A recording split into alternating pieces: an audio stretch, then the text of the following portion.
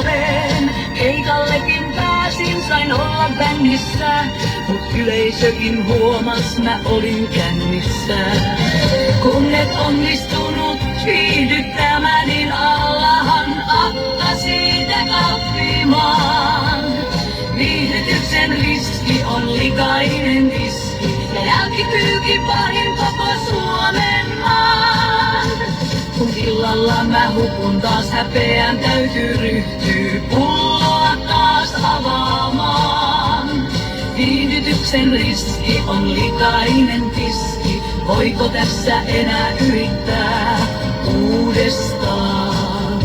Epäonnistuneen keikan jälkeen pomo antoi mulle neuvon tärkeen. Vie ja koita vielä yhden kerran, se on ainoa vinkki herran.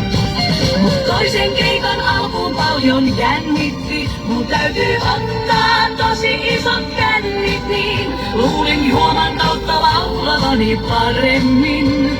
Mut mikrofoniin huusin vain kovemmin, kun et onnistu